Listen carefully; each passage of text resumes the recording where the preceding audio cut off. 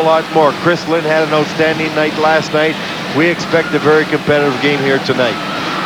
We certainly do. A capacity crowd on hand as we get set for the 1987 championship game between Burnsville in black and Kennedy in white with the blue and gold trim. And it's Dan Bretschneider with the puck. He clears it into Kennedy territory. Krayos on the far side to Steve Cronkite. Up on the right wing it goes. Here's McGowan shooting right on, and Tom Dennis is tested in the opening 16 seconds.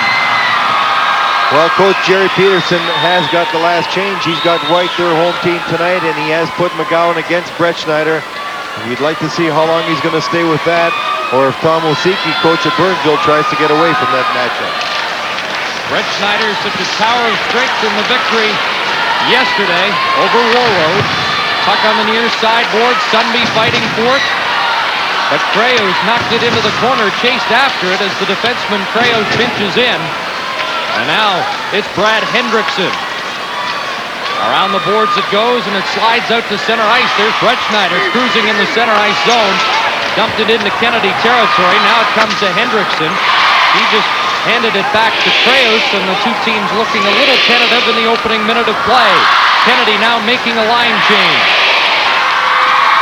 Out it goes to Warnes as the Burnsville Braves have also changed their line in the opening minute. Warnes knocks it in. He's out there with Granato. Granato in forechecking. Puck comes to the near side boards. It's kept in though. Hendrickson shoots it back behind the net. Warnes in behind the goal. Puck up on the mesh. It comes free now. There's Warnes. He'll try and jam it. Scores! It's Warnes! A bad clearing pass by Kennedy behind the net. Goes right to Lance Warnes. He just steps out and puts it by the short side to give a quick lead to Burnsville. Warnes very alert behind the net, saw a reverse coming, steps back and intercepts that pass. You watch right here now, Warnes 28 is going to step behind and take that pass right there all alone, and he puts it in real quickly right in the short side, and a quick lead for Burnsville. Watch this. It should be an unassisted goal because he just took that pass right from the Kennedy defenseman and put it in the short side. Looks like they might be giving an assist to Granato, but apparently they didn't see that puck came right from the Kennedy defenseman. It should be unassisted. Warnes scored 2 against Warroad. That's his 3rd of the tournament.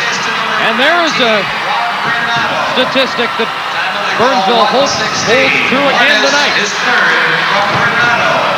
This has been a tournament, though, characterized by comebacks. So an early goal should not, in fact, put Kennedy too deep in a hole.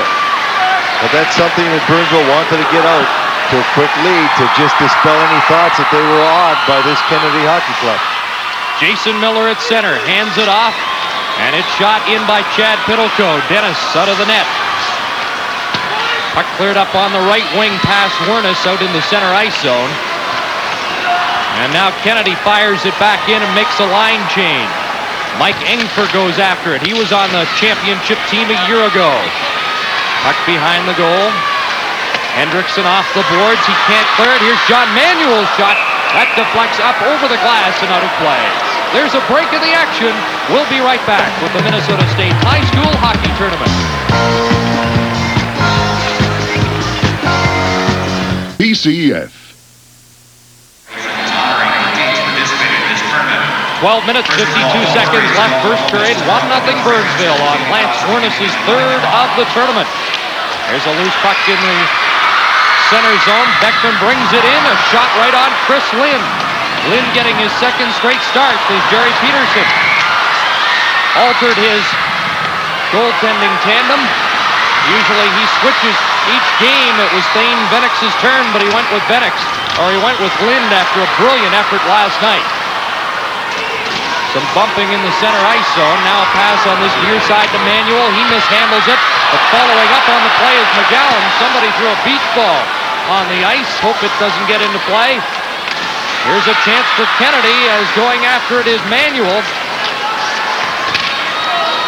Puck comes to the point. Krayos fanned on it. McGowan swiped at it, and it went wide of the goal. Now they tie it up for a face-off, and they'll get a chance to get that ball off the ice. The referees wanted to give him a quick whistle there to make sure they got that ball off, because it certainly was interfering with play. As we look at Pat McGowan, the fellow that has drawn the assignment to stop Brett Schneider. One thing Burnsville's doing, they're going to the boards very quickly in the offensive zone. They apparently know that the Kennedy has 4 defensemen who like to move it around the walls. Outside of Krios and Cronkite, the other 4 are moving it along the boards, and they're going right to the wing to take that breakout play away from them. McGowan, Wallinga, and Hansen up front for Kennedy. Puck is cleared into the center zone. That's the junior Cronkite that's so highly regarded. He backhands it to the blue line of Burnsville. Up with it is Hansen. He flips it into the zone, but Engfer knocks it back out. Steve Cronkite hands it to Brett Schneider. Now Cronkite gets it back again. He loses it in turn to Scott Reddy, who had a goal against Warroad. Reddy puts it into the Kennedy bench for a face-off. Burnsville looks like they have new uniforms this year. The uniforms look blacker, Chris, and it makes them look bigger and stronger. And I know one thing, they're out there intent on playing a physical game, because they certainly are eliminating their checks every time they go to the man. Osiki knows he can't let Kennedy freewheel, and apparently he's told his team to eliminate the man when you go and make the check. Make sure he doesn't get back into play. Here's the big line for Kennedy. Jason Miller, Joe Decker, and Chad Piddleco. Knocked down into Kennedy territory. Back to get it. Kent Landreth takes a hit. As the Burnsville Braves try to forecheck, Wernes takes his man to the boards. Granato knocks it behind the goal. Feinberg centers it in front. Granato the shot. I think he hit the goal post, and Lynn covers up. I think it got the inside of the goalie's skate. He made the save, I believe. Granato had a good attempt there, but Lynn was sliding across to the right. And apparently, I believe he did get his skate on it. An excellent chance for him. You see the strong forechecking creating the opportunity. There's a shot. Orton hit the side of the net. Came back. He was just moving across the front. Really had no angle as he was going away from the net, but he came very close to putting Burnsville up by 2. Here's Mike Parrott. Up ahead, he was looking for Joe Decker. The pass too far. Frank DeMeo has some trouble with it alongside of the goal. Now clears it to Wernes, and he just shoots it out to center. Up with it there is Kent Landreth for the Kennedy Eagles. Back in he comes. Landreth looking for a man in front. Was cut off as he tried to skate for the net.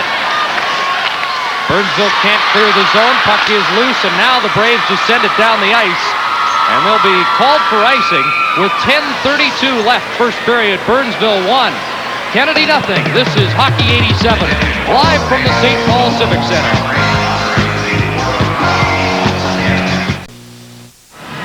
The persistent forechecking of Burnsville is certainly giving Kennedy some problems, forcing Kennedy out of their position play that's been so effective for them, and Kennedy actually doing a little scrambling right now. Dave Pearson clears it out for Burnsville. Back to get it, Kevin Colley.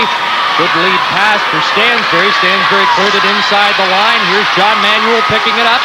Manuel backhands it, deflected just wide of the goal by Dan Bauer. On the far side, Bauer takes his man into the boards heavily.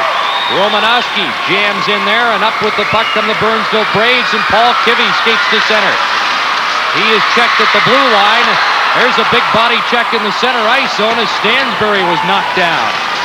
Now the Kennedy Eagles clear it in. Offside the call. 9:53 left in the first period. Burnsville leading 1-0. Lewis special telegram arrived at the Kennedy dressing room tonight before the game from none other than Don Jackson, alumnus of Bloomington Kennedy, and he wished the